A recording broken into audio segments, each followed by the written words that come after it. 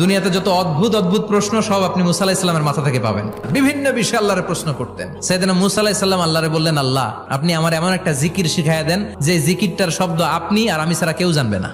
দিনে রাতে সব সময় এই জিকির আমি করব, আপনারে ডাকবো, কিন্তু শর্ত হলো এই জিকিরটা জানবে শুধু আপনি আর জানবো শুধু আমি। আল্লাহ বললেন, মুসা পড়ো লা ইলাহা ইল্লাল্লাহ।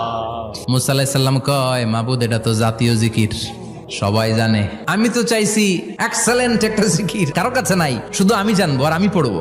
আল্লাহ বললেন, মুসা এই লা ইলাহাকে যদি এক পাল্লায় রেখে দাও, তাম বিশ্ব, 7 আকাশ 7 জমিনটারে তুলে যদি তুমি আরেক পাল্লায় রেখে দাও, লা রাজাহাত কাফাতু লা ইলাহা ইল্লাল্লাহ, মুহূর্তের মধ্যে লা ইলাহার পাল্লা ভারী হয়ে যাবে।